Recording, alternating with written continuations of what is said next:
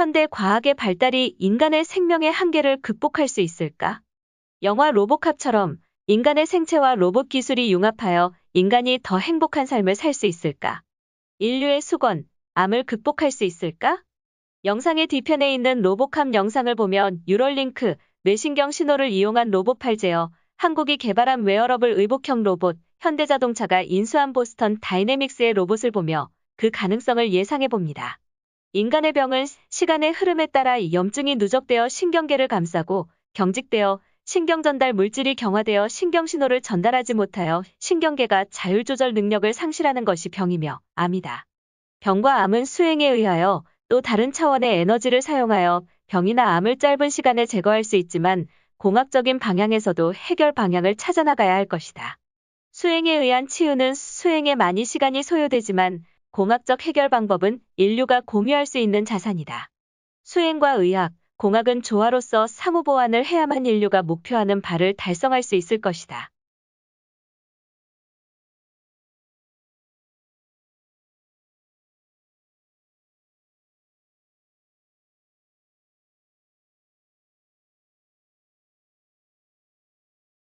Who is he? What is he? Where does he come from? He is OCP's newest soldier in their revolutionary crime management program. Drop the gun. You are under arrest.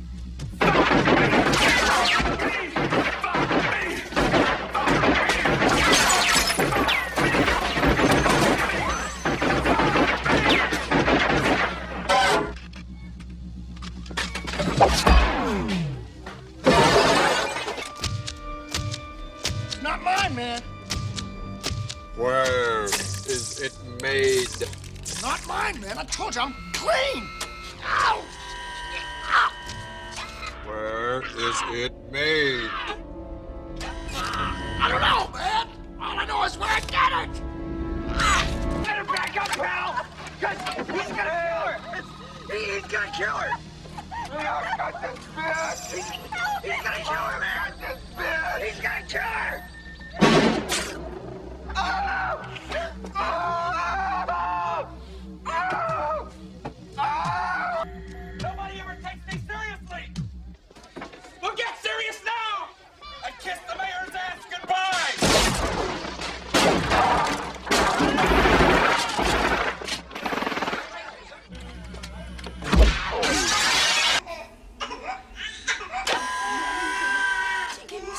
Now, no shit from either one of you! And don't try to follow me! We won't. The baby's going with me! No. I'll kill it, man! I'll do it! I'll fucking kill it! We can't have that.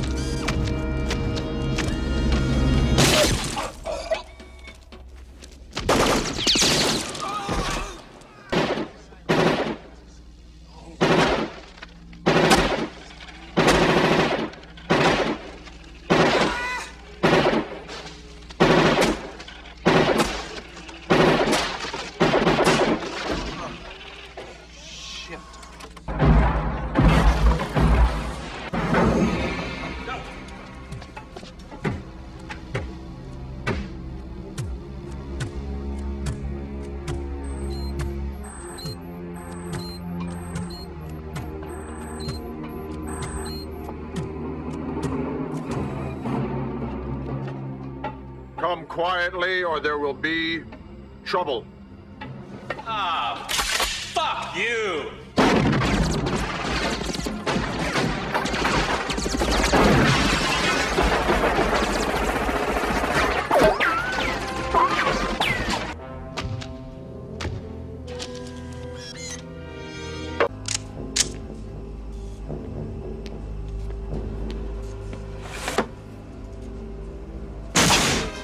인간의 뇌가 만들어낸 신호를 얻고 이 신호들을 많이 분석해서 그 의미를 파악합니다. 그 다음 컴퓨터가 알아들을 수 있는 디지털 신호로 이 뇌의 신호를 바꿔버리는 것이죠. 좀 더 자세히 보기 위해 인간의 신호 전달 체계를 아주 간단히 보겠습니다. 인간은 몸에서 느낀 감각을 말초신경을 통해 뇌로 전달하고, 뇌는 이 감각을 받아들인 후에 다시 말초에 명령을 내려 운동을 하거나 생체 기능을 조절합니다. 이때 감각을 전달하거나 명령을 내릴 때 모든 정보가 뇌 안에 뉴런이라는 신경세포를 통해 전달됩니다. 뉴런은 약 860억 개나 존재하는데요. 이 겁나 많은 뉴런이 그물처럼 복잡하게 얽혀 있으면서 정보를 전류의 형태로 전달합니다. 아니 어떻게 전류를? 뉴런에서 나트륨이온, 칼슘이온 같은 것들이 왔다 갔다 하면서 농도 차이를 발생시켜서 일종의 전압이 생기는 것입니다. 전압이 생기면 전류가 생기겠죠. 이 흐름을 통해 신호가 전달됩니다. 그런데 이 뉴런이 다음 뉴런으로 정보를 전달할 때 살짝 꿍 떨어져 있는 구간이 있습니다. 여기를 우리는 시냅스라 하는데, 여기서 전기 신호를 화학물질로 변환해서 정보를 보냅니다. 그 다음에 있는 뉴런은 화학물질을 받아서 다시 전기 신호를 만들어내죠. 이렇게 뉴런끼리 정보를 주거니 받거니 하면서 의미 있는 활동전이들이 발생하는데, 활동전이는 전기장을 만들어냅니다. 이때 어떤 장치가 전기장의 신호를 훔칠 수 있다면 이 신호들을 분석해 각각의 신호의 의미와 결과들을 파악할 수 있는 것이죠. 이 원리를 바탕으로 뉴럴링크는 현재까지 인간의 뇌로부터 뇌파를 수집하고 기계로 데이터를 전송할 수 있는 장치에 대해 연구하고 있습니다. 이 뉴럴링크 개념이 갑자기 하늘에서 뚝 떨어진 것은 아닙니다. 예로부터 전해져 오던 브레인 컴퓨터 인터페이스 BCI라는 개념을 기반으로 하고 있죠. BCI의 개념은 1960년대 등장했고 본격적인 연구는 1990년대 말부터 시행되었습니다. 이 BCI 연구의 핵심은 생체 신호를 인식하는 장치를 개발해 뇌의 신호를 정확히 얻어내는 것, 그리고 얻어낸 신호의 패턴을 분석하는 것으로 나뉩니다. 이 뇌의 신호가 조금만 다르게 얻어지거나 분석돼도 완전히 다른 결과를 만들어낼 수 있기 때문에 모든 단계가 정밀해야 합니다. 친구에게 10만원을 보내려고 했는데 오류가 나서 0 2개가 붙어 보내진다면 큰일 나겠죠. 그러다 보니 보다 더 정확하게 뇌의 의중을 파악하기 위해 장치들은 뇌와 더 가까워져야 합니다. 뇌와 직접 닿지 않고 헬멧 같은 것으로 측정을 하면 잘못된 신호를 얻을 수도 있겠죠. 그래서 많은 BCI 연구들은 두개골을 뚫습니다. 아주 작게라도 말이죠. 이렇게 두개골을 뚫으면서 가장 효과적이었던 BCI 연구 중 하나인 브레인게이트 시스템을 소개합니다. 브레인게이트는 유타 어레이라는 바늘같이 생긴 약 100개의 실리콘 전극을 뇌에 직접 연결합니다. 그 다음 뇌의 데이터를 실시간으로 측정해 컴퓨터로 보내는 것이죠. 이 브레인게이트는 여러 동물 실험을 거쳐 2004년부터 4명을 대상으로 한 임상시험이 진행됐습니다. 그중 강도를 당해 목 아래가 모두 마비되는 사고를 당한 풋볼 선수 출신 매튜 네이글은 2004년 브레인게이트를 이식받은 첫 사람이 됩니다. 그는 수술 이후에 생각만으로도 전등을 끄고 키거나 메일을 보내거나 간단한 게임을 할 수 있게 되었습니다. 생각만으로도 몇몇 일을 한다는 게 대단해 보이지만 할 수 있는 일들이 굉장히 제한적이었고 오작동을 일으키는 등 부족한 점이 많았습니다. 이후 2009년 발전된 브레인게이트의 두 번째 임상이 진행되었고 그 결과 중 일부가 2012년 네이처지에 소개되게 됩니다. 15년 동안 팔과 다리가 마비됐었던 케이티 누님은 브레인게이트 시스템을 통해 생각만으로 로봇을 조종해 모닝커피를 마실 수 있게 됩니다. 물론 조금 힘들어 보이는 면이 있습니다만 그 가능성을 확인한 데 큰 의미가 있습니다. 그 이후에도 브레인게이트를 활용한 학술적인 연구들이 연이어 발표되게 되는데요. 뇌와 관련된 의미 있는 연구들이 계속 쌓였지만 실용화를 위해서는 명확한 한계점들이 있었습니다. 딱 봐도 그 겉모습이 일상생활에 적용하기에는 조금 힘들어 보이고, 칩을 이식할 때 혹은 이식한 후에 일상생활을 하다가도 뇌조직 손상이 일어날 수도 있었습니다. 그리고 100개의 전극으로는 뇌의 데이터를 실시간으로 빠르게 받아오는 데에도 한계가 있다는 점도 있었죠. 뉴럴링크 팀은 이 문제를 명확히 인지하고 실용화에 집중하게 됩니다. 그리고 그 결과를 2019년 7월 논문과 유튜브를 통해 처음 공개했는데요. 일론 머스크가 발표한 내용에서 뉴럴링크는 브레인게이트에 비해 크게 3가지 부분에서 큰 발전이 있었습니다. 첫 번째, 전극, 두 번째, 이식 로봇, 세 번째, 데이터 처리 칩입니다. 먼저 전극 보시죠. 브레인게이트에 쓰였던 딱딱한 실리콘 전극인 유타 어레이를 벗어나 유연하고 작은 플렉서블 폴리머 전극을 개발했습니다. 세심한 머스크 형이 소재도 생체 친화적인 소재로 바꿔 면역 반응을 최대한 피하려 노력했습니다. 그리고 이전의 기술은 250여 개의 전극을 삽입했던 데 반해 뉴럴링크 방식은 3000개가 넘는 전극을 삽입할 수 있게 돼서 뇌의 신호를 더 정확히 그리고 빠르게 파악할 수 있게 됐습니다. 그런데 이렇게 이식해야 할 전극이 겁나 늘어난 마당에 머리카락의 4분의 1 수준으로 얇은 전극을 소중한 뇌에 한 땀 한 땀 손수 이식하다가 뇌에 문제를 일으킬 확률이 높습니다. 그래서 뉴럴링크 팀에서 이식 로봇도 개발했습니다. 이 로봇으로 동물에게 19번의 수술을 했는데 수술 성공률이 87% 수준에 달했고 전체 수술 시간이 평균 45분에 불과했습니다. 머스크 형은 이 수술의 성공률과 소요 시간을 라식 수술 수준으로 만들기 위해 로봇을 고도화시킬 것이라고 했습니다. 자, 여기까지 생체 친화적이고 얇은 전극이 뇌에 잘 심어졌다고 칩시다. 그래서 뇌에서 정보를 잘 얻어냈는데 뇌에서 받은 데이터를 처리하는 것이 생각보다 골치 아픕니다. 우선 센서가 감지한 신호 중 필요 없는 노이즈 신호도 많고 중요한 신호가 아주 작은 신호로 나타나는 경우도 있죠. 그래서 노이즈 신호는 제거하고 아주 작은 신호 중 중요한 신호는 또 증폭해야 합니다. 신호들을 적절히 구색에 맞게 취하고 디지털화해야 하는 것이죠. 그리고 이 모든 것이 실시간으로 이루어져야 하고 전력도 많이 소모하면 안 돼요. 이게 말이 쉽지 참. 그래서 뉴럴링크 팀은 특수한 주문형 반도체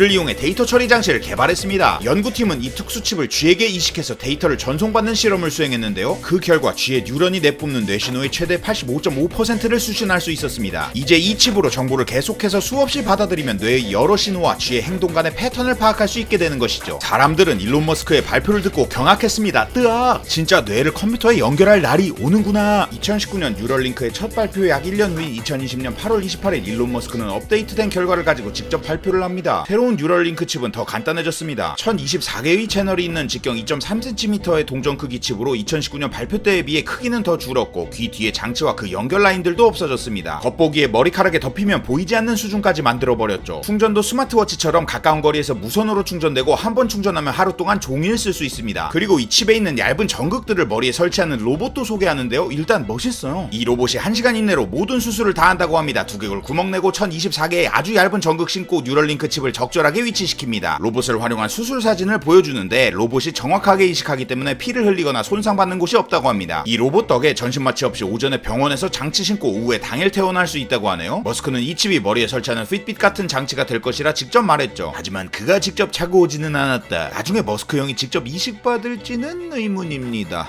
그래도 발표할 때마다 항상 재미난 거리를 가지고 왔던 머스크 형은 사이버 트럭에 이어 사이버 돼지들을 데리고 나오는데요. 뉴럴링크를 설치했다가 뜬 Healthy and Happy 돼지 도로시. 도로시는 뉴럴링크 장치를 떼어내도 건강하고 행복하게 지낼 수 있다는 것을 보여주는 친구입니다. 가역적이라는 것이죠. 그 다음은 2달 전에 뉴럴링크를 장착해서 현재 사이버 돼지 상태인 Healthy and Happy 돼지 거트루드. 거트루드가 음식을 찾으며 킁킁거릴 때 코에서 뇌로 전달되는 신호를 수집하는 모습을 현장에서 실시간으로 보여줍니다. 보시다시피 거트루드의 머리를 볼 때 브레인 게이트 같이 특수한 장비가 눈에 띄지는 않습니다. 그리고 녹화본으로 거트루드의 러닝머신 운동 영상을 틀어주는데요. 뇌에 연결된 장치를 통해 수집된 정보로 다음으로 거트루드가 취할 움직임을 미리 예측할 수 있었고 이는 거트루드의 실제 움직임과 매우 비슷했습니다. 인간에게서도 움직임에 대한 뇌신호 패턴을 개인차를 최소화하면서 재현성 있게 얻을 수 있다면 실제 생각만으로도 정말 로봇이나 신체를 우리가 원하는 것과 비슷하게 움직이는 것이 가능해질 수도 있겠습니다. 실제로 쥐에서도 원숭이에서도 사람에서도 생각만으로 움직임을 일으키는 장치들은 지금 이 순간에도 계속 연구되고 있습니다. 장치들의 모습을 보면 아직 실용성과는 조금 거리가 있어 보입니다만 뉴럴링크 팀은 어떻게든 좀 더 편해 보이는 버전으로 실용화를 하려고 노력할 것으로 보입니다. 뉴럴링크 팀의 기기는 이런 동물 실험 비임상 데이터를 바탕으로 2020년 7월 미국 FDA로부터 혁신기기 지정을 받았다고 하는데요. 아직 사람을 대상으로 한 임상시험이 승인된 것은 아니지만 안전성 면에서 제대로 준비해서 FDA와 열심히 소통한 후 임상 승인을 받겠다는 포부를 머스크 형이 직접 밝혔습니다. 브레인게이트의 사례가 이미 있기 때문에 충분한 자료 세트를 갖춘다면 일단 임상 승인을 받는 것은 시간 문제로 보입니다. 지금까지의 내용들은 주로 뇌에서 나오는 정보들을 읽어내는 출력에 대한 것이 대부분이었습니다. 그렇다면 혹시 뇌에 정보를 넣는 입력도 가능할까요? 이것이 가능해져야 이어폰 없이 뇌 칩으로부터 바로 음악을 들을 수 있고 친구 간의 중요한 방귀 냄새 같은 것들을 공유하거나 넷플릭스의 블랙미러 같이 지나간 기억들을 다시 보는 것이 가능할 텐데요. 뉴럴링크 팀의 이번 발표만을 볼 때 아직은 시간이 많이 필요해 보입니다. 뇌에 자극을 주어 특정 정보를 입력하는 라이팅 영역에서의 결과는 조직 수준에서의 연구를 보여줬을 뿐 눈에 보이는 동물 수준에서의 의미 있는 데이터도 발표되지 않았습니다. 일기 유튜버인 제 부족한 의견으로 입력 영역에서의 실용화는 아직 좀 먼 이야기가 아닐까 생각됩니다. 사실 뇌로 신호를 입력하는 것은 완전히 다른 연구 분야이기 때문이죠. 뇌에 신호를 주는 기존 사례 중에 Deep Brain Stimulation, 깊은 뇌 자극이라고 있는데 이름 그대로 그 타겟 자체가 대뇌의 피질이 아닌 기저액이나 간뇌의 시상같이 뇌의 깊은 부분입니다. 이 Deep Brain Stimulation은 손떨림이 너무 심해 일상생활이 불가능한 파킨슨병 환자의 증상을 조절하기 위해 이미 임상적으로 쓰이고 있는 방식입니다. 또 다른 사례로는 맹인을 위해 시각 정보를 뇌에 직접 입력하는 연구도 있는데요. 이렇게 뇌에 자극을 주는 사례들 모두 어쩔 수 없는 상황에서 전문가의 판단하에 도전적으로 치료를 받는 것이지 라식 수술같이 많은 일반인들이 받을 수 있는 수술과는 꽤나 거리가 있어 보입니다. 사실 뇌에 어떤 정보를 입력하는 것은 정보를 읽어내는 것과는 완전히 다르게 비가역적인 큰 해를 가져올 수 있기 때문에 확실한 데이터 패턴이 쌓이기까지는 굉장히 조심스러울 수밖에 없죠. 상황이 이렇다 보니 뉴럴링크 팀의 연구는 일단 뇌에 정보를 입력하는 것보다는 뇌의 정보를 읽어내는 것에 포커스를 두고 있습니다. 개인 간 차이도 많고 아직 알아야 할 것들이 많기 때문이죠. 이렇게 뉴럴링크 팀의 연구를 종합해서 보니 인공지능 악당이 나타났을 때 이에 대응하기 위한 뇌와 컴퓨터의 연결과는 아직 거리가 좀 있어 보입니다. 최근 발표에서는 뉴럴링크의 비전이 몸에 심을 수 있는 거부감 없는 기기를 개발해서 중요한 뇌와 척추의 문제를 해결하는 것이라고 명확히 밝혔죠. 막 뇌로 깨똑깨똑하고 막 시험 공부 정보 다운로드하고 이런 것들을 기대했던 분들은 실망하셨을 수도 있을 것 같습니다. 하지만 뉴럴링크를 비롯한 브레인 컴퓨터 인터페이스 기술이 몸을 원하는 대로 못 움직이는 분들이나 시각 청각이 불편하신 분들에게 새로운 삶을 줄 가능성이 있는 획기적인 기술이라는 것은 누구도 부정할 수 없고 일론 머스크와 뉴럴링크 팀이 그 기술을 진보시키는 작업을 진행 중이라는 것도 부정할 수 수 없습니다. 그리고 과학자와 공학자들에 의해 그 기술이 어느 순간 우리가 생각하기 힘든 속도로 발전한다면 우리가 그리는 미래가 앞당겨질지는 아무도 모르는 일입니다. 혹시 압니까? 세월이 아주 많이 흘러 아바타같이 우리의 생각만으로 움직일 수 있는 제2의 몸이 생길지도요. 많은 사람들이 일론 머스크가 진행하는 여러 프로젝트에 대해 비관적으로 생각하고 심지어 얕잡아 보기도 했습니다. 일론 머스크는 그런 사람들을 보고 이런 말을 남겼습니다. 무엇인가가 충분히 중요할 때 성공 가능성이 낮아 보여도 뛰어들어라. 그리고 그는 여러 일들을 해냈습니다. 앞으로는 실패할 수도 있습니다. 그래도 인류가 올라야 할 에베레스트 산의 꼭대기가 있다면 누군가는 베이스 캠프를 차려야 하지 않을까요? 일론 머스크와 그의 동료 과학자 공학자들의 도전에 존경과 경이로움을 표하면서 지금까지 가장 핫한 과학 뉴럴링크 안될 과학 약이었습니다. 보시고 도움이 되셨다면 구독, 좋아요, 댓글 많이 부탁드리겠습니다. 감사합니다. 로봇 기술이 인체에 적용되면서 불의의 사고로 팔다리를 잃은 장애인들에게 희망을 주고 있습니다. 최근에는 뇌신경 과학까지 접목되면서 웬만한 신체 장애는 완전히 극복될 수 있지 않을까 하는 기대감을 높이고 있습니다. 임장혁 기자가 전해드립니다. 베트남전 때 왼팔을 잃은 이 남성이 차고 있는 로봇 팔은 생활에 필요한 웬만한 동작들을 다 소화해냅니다. 발등에 단 센서가 리모컨 역할을 합니다. I'm rotating my foot, rotate sand. I use my left foot, rotate the wrist like this. And then I want to change grips. I use my left foot. 이식 수술을 통해 뇌신경과 연결한 이 인공팔은 움직임이 훨씬 더 자유롭습니다.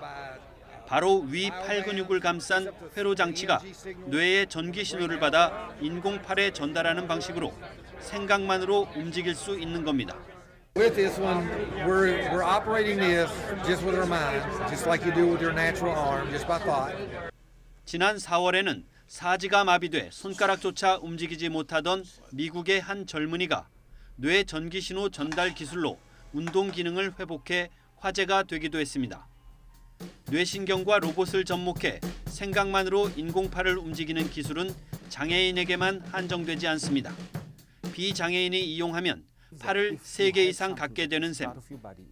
아직은 드럼 연주처럼 반복 동작에 머물고 있지만 머지않아 의료나 인명 구호 활동, 각종 산업 현장에 적용될 것으로 보입니다. YTN 임장혁입니다.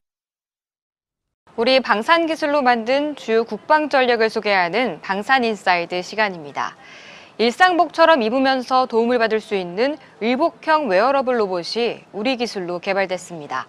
국제 학술지에도 실리면서 호평을 받고 있는데요. 아직 상용화 단계는 아니지만 기존 웨어러블 로봇보다 가볍고 편리해 군사용뿐만 아니라 일상생활에도 적용 범위를 넓힐 것으로 보입니다. 송민아 기자가 보도합니다.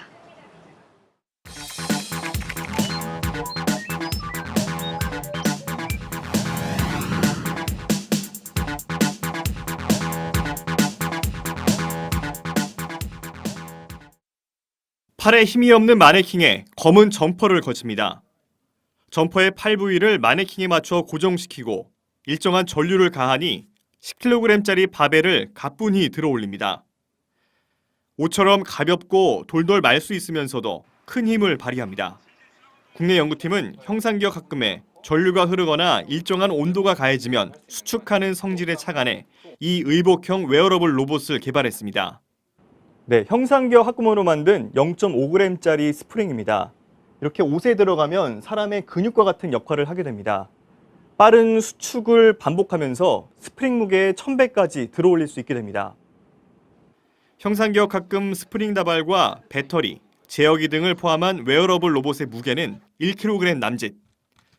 가벼운 데다 저렴하고 전력 소모가 적은 점 또한 강점입니다. 그동안 세계 각국은 병력들의 작전 효율을 높일 수 있는 보조 장비를 개발해왔지만 장비가 비싸고 추가로 착용하거나 장착해야 하는 어려움이 있었습니다. 하지만 이번에 개발한 웨어러블 로봇은 군복의 내재화가 가능해 상용화된다면 임무 효율을 극대화할 수 있다는 평가입니다. 일상생활에선 필요할 때만 기능을 선택해 사용할 수 있고 소음도 없어 택배 상하차와 같은 반복적인 노동을 하는 작업자들에게 도움이 될 전망입니다.